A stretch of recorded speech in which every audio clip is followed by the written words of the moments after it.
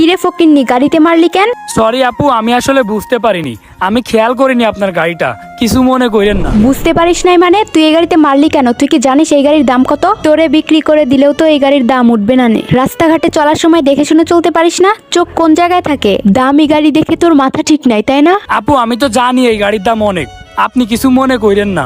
আমি আসলে বুঝতে পারিনি তো, আপনার গাড়ির তো কোনো ক্ষতি হয়নি, তাইলে এমন রাগ দেখাচ্ছেন কেন আপনি? এই গাড়ির ক্ষতি হয় নাই তো কি হয়েছে? তুই গাড়িতে লাগাবি কেন? দামি গাড়ি দেখে তোর মাথা ঠিক নাই, তাই না?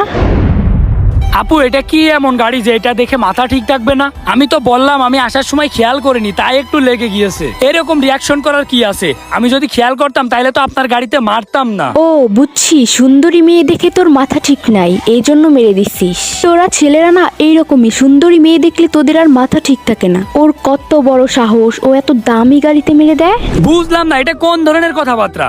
আমি সামান্য গাড়িতে মেরে দিয়েছি, এই জন্য এত অপমান করতেছেন? আপনি কি এমন সুন্দর যে আপনারা দেখে মাথা ঠিক থাকবে না? আপনি কি রাজকুমারী হয়ে গেছেন নাকি? আবার মুখে মুখে তর্ক করিস, তোকে কিন্তু এলাকার পোলাপান্ডিকে মাইর খাওয়াবো। শালার বিয়াদব একটা। মা বাপ মনে হয় শিক্ষাও দেয় নাই কার সাথে কিভাবে কথা বলতে হয়। দেখেন আপু, এতটুক কারণের জন্য এরকম করেন না আমার সাথে।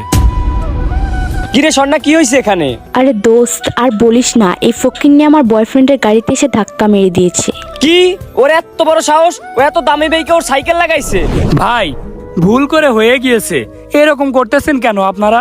গাড়ির তো কোনো ক্ষতি হয়নি, ক্ষতি হইলে না হয় সেই ক্ষতিপূরণ আমি দিয়ে দিতাম। এই ক্ষতি হয় না মানে? ক্ষতি হইলে তুই কি করতি? তোরে বিক্রি করলো তো এই একটা বাইকের দাম হবে না? ভাই এত ছোট করে দেখার মতো কি আছে? সাইকেল চালাচ্ছি বলে কি একদমই দাম দিচ্ছেন না? আমরা কি সাইকেল চালাইতে পারি না? ওরে বাবা, আবার মুখে মুখে তর্ক করে। এই স্বর্ণা, ওরে কিছু বলিস নাই তুই? আরে না, তোরা থাকতে আমি বলবো কেন? আরে হ্যাঁ, সেইটাই তো। এই তোর এত বড় সাহস হয় কিভাবে তুই মুখে মুখে তর্ক করিস? আচ্ছা ভাই, আমার ভুল হয়েছে। সামান্য গাড়িতে মেরে দেওয়ার জন্য যে আপনারা এরকম ব্যবহার করবেন এটা আমার জানা ছিল না। আপু আমারে মাফ করে দিয়েন। ভাই আপনিও আমারে মাফ করে দিয়েন। নেক্সট টাইম যেন আমার চোখের সামনে তোকে না দেখি, এই জায়গা থেকে তাড়াতাড়ি চলে যা। তাড়াতাড়ি এখান থেকে যা, নাইলে কিন্তু কানের নিচে দিব। ভাই সমস্যা নেই, আমি চলে যাচ্ছি।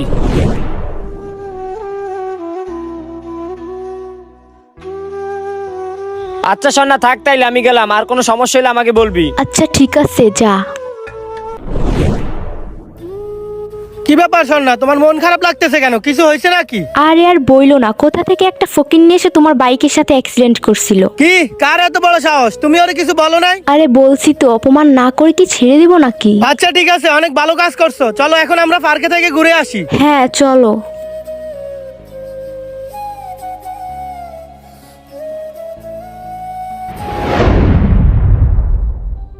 কি ব্যাপার, আজকে তুমি বাইক আনো নাই? তুমি তো আসলা মাত্র, একটু ওয়েট করো না, বাইক আসতেছে। কিরে বন্ধু, তুই আইছত? হ্যাঁ বন্ধু, কি অবস্থা তোর? আর ভালো না রে বন্ধু, গার্লফ্রেন্ড এসে দাঁড়ায় রয়েছে বাইকের জন্য। ও আজকেও তোর বাইক লাগবে? গার্লফ্রেন্ডের নিয়ে ঘুরবি? এইটা তোর গার্লফ্রেন্ড? হ্যাঁ এটাই আমার গার্লফ্রেন্ড। কেন, কি হয়েছে? কিরে ফকিন্নি, তুই এখানে কি করিস? আর আমার বয়ফ্রেন্ডের গাড়ি তোর কাছে কেন? গাড়িটা কি চুরি করলি নাকি? তুমি কারে কি বলতেছো? তুমি কি জানো এই বাইকটা কার? বাইকটা কার হবে? বাইকটা তোমার। এই ফকিন্নির কাছে তোমার বাইক কেন? আরে না, তোমার কোথাও ভুল হচ্ছে। এই বাইকটা আমার না, এই বাইকটা আমার বন্ধুর। আমি ওর কাছ থেকে বাইক নিয়ে তোমার সাথে প্রতিদিন দেখা করতে আসি। কি ভাইয়া, বাইকটা আপনার? আর ওই দিন আপনার সাথে কত বাজে ব্যবহার করলাম, আপনি আমারে মাফ করে দিয়েন ভাইয়া। আমার ব্যবহারে কিছু মনে করেন না আপনি। মাফ করে দিব? তুমি যে কাজ করছো এটা কি মাফ করার যোগ্য? তোমার তাই মনে হয়? উদয় আগের দিন আমার সাথে এরকম খারাপ ব্যবহার কেন করলে? আমি তো আর গাড়িটার কোনো ক্ষতি করিলাম না, সাইকেলটা দিয়ে গাড়িটাতে একটু লেগে গেছিল, তাও ভুল বশত।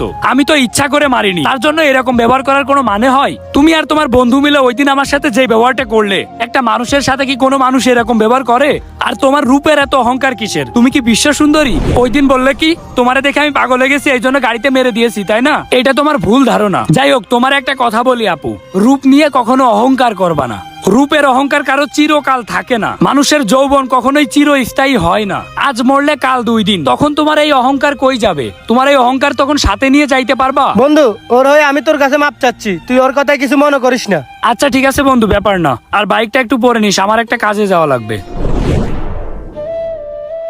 বর্তমানের মেয়েরা সবকিছু নিয়েই অনেক অহংকার দেখায়। তাদের উদ্দেশ্যে একটা কথাই বলতে চাই, আপু রূপের অহংকার করবেন না। আজকে মরলে কালকে 2 দিন, তখন আপনার এই অহংকার কই রাখবেন? এই অহংকার নিয়ে কি আপনি কবরে যেতে পারবেন?